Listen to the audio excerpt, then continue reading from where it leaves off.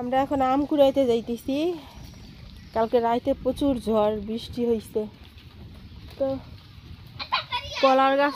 কলা গাছ হেলি পড়ছে। মা আসলেই তো কলা গাছ হেলে পড়ছে। কলা তো ছোটই আছে এখনো, কলা গাছ হেলি গেছে। এগুলো কিসের পানি আম্মা? মাটি কি নরম হয়েছে, প্রচুর নরম হয়েছে মাটি।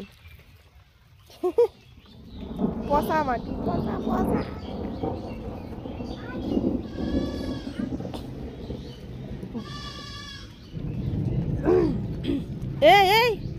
এই সিফাই সাফাই আম কুড়াইতে গেছে। আল্লাহ, কয়টা আম পাইলি? 4টা আম। ওই গলিতে আছে আরো। আমগো বাড়ির ভিতরের গলি আছে তো আন্টি। আম কুড়ি পাইছি। আমগুলা দেখা, 4টা আম পাইছি। ওই আমগো বাড়ির ভিতরের গলিতে দেখিছো? এই আম একদম ঝাল ঝাল করে ভাজি করবি। ভাজি বলে কুচি কুচি করে কাট। কি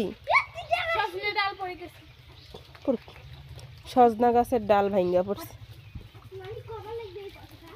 এই কথাটা তো কইতেই হবে না, না কইলে তো পেটের ভাতও জমবে না। সজনা গাছের বাতাস আসলে জানেন, বাতাস আসলে আসলেই গ্রাম অঞ্চলে অনেক বড় ক্ষতি হয়ে যায়। কারো টিনের চাল উড়ে যায়, কারো গাছ ভেঙে যায়, জাংলা পইরা যায়। কি একটা গ্রামের মানুষের কষ্ট, কিচ্ছু করার নাই। ইস, মাটি পুরো ভিজে কেঁদো কেঁদো হয়ে আছে।